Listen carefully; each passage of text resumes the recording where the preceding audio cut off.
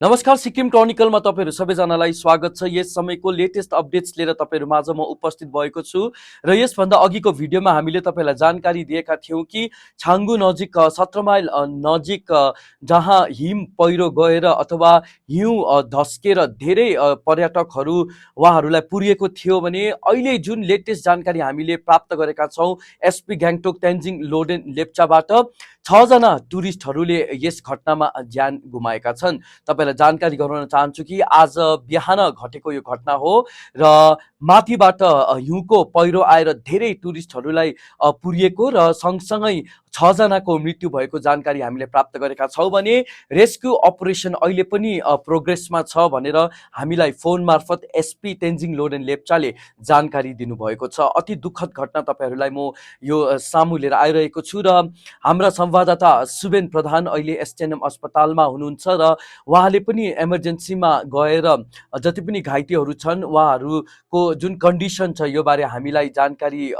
दिनुभएको छ र लगभग 5-6 जना अहिले टुरिस्टहरू इन्जर्ड टुरिस्टहरूलाई त्यहाँ ल्याएको छ र जुन जानकारी हामीले प्राप्त गरेका छौं हाइपोथर्मिया उहाँलाई भइरहेको छ र डाक्टरहरू र सम्पूर्ण जति पनि स्टाफहरू लागि परेका छन् यी इन्जर्ड भएका टुरिस्टहरूलाई मेडिकल केयर दिनका निम्ति। माथि चाहिँ जति पनि रेस्क्यु अपरेसन एसपी इस्ट अनि डीसी इस्टको निगरानी डीसी ग्याङटोकको निगरानीमा भइरहेको छ भने तपाईलाई जानकारी गराउन चाहन्छु कि टास्कको क्युआरटी टिम टुरिज्म अथवा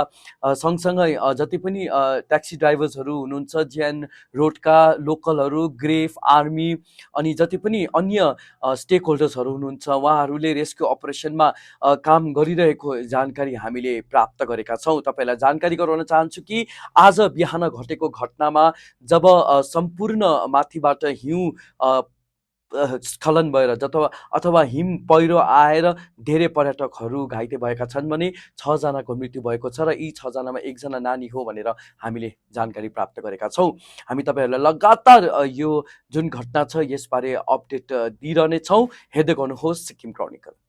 नमस्कार, सिक्किम क्रोनिकलमा तपाईहरु सबैजनालाई स्वागत छ। यस समयको लेटेस्ट अपडेट्स लिएर तपाईहरु माझ म उपस्थित भएको छु र यसभन्दा अघिको भिडियोमा हामीले तपाईलाई जानकारी दिएका थियौं कि छाङ्गु नजिक 17 माइल नजिक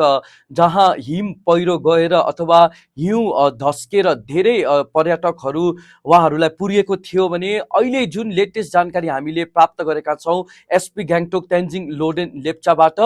6 जना टुरिस्टहरूले यस घटनामा ज्यान गुमाएका छन्। तपाईलाई जानकारी गराउन चाहन्छु कि आज बिहान घटेको यो घटना हो र माथिबाट हिउँको पहिरो आएर धेरै टुरिस्टहरूलाई पुर्याएको र सँगसँगै 6 जनाको मृत्यु भएको जानकारी हामीले प्राप्त गरेका छौं भने रेस्क्यु अपरेसन अहिले पनि प्रोग्रेसमा छ भनेर हामीलाई फोन मार्फत एसपी तेन्जिङ लोडेन लेप्चाले जानकारी दिनुभएको छ। अति दुःखद घटना तपाईहरुलाई म यो सामु लिएर आइरहेको छु र हाम्रा संवाददाता सुबेन प्रधान अहिले एसटीएनएम अस्पतालमा हुनुहुन्छ र उहाँले पनि इमर्जेन्सीमा गएर जति पनि घाइतेहरू छन् उहाँहरूको जुन कन्डिसन छ यो बारे हामीलाई जानकारी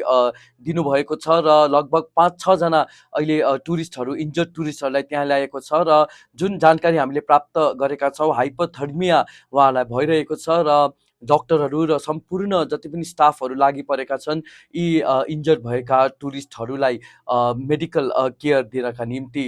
माथि चाहिँ जति पनि रेस्क्यु अपरेसन एसपी इस्ट अनि डीसी इस्टको निगरानी डीसी ग्याङटोकको निगरानीमा भइरहेको छ भने तपाईलाई जानकारी गराउन चाहन्छु कि टास्कको क्युआरटी टिम टुरिज्म अथवा सँगसँगै जति पनि ट्याक्सी ड्राइभर्सहरू हुनुहुन्छ जेएन रोडका लोकलहरू ग्रेफ आर्मी अनि जति पनि अन्य स्टेक होल्डर्सहरू हुनुहुन्छ उहाँहरूले रेस्क्यु अपरेसनमा काम गरिरहेको जानकारी हामीले प्राप्त गरेका छौं। तपाईलाई जानकारी गराउन चाहन्छु कि आज बिहान घटेको घटनामा जब सम्पूर्ण माथिबाट हिउँ स्खलन भएर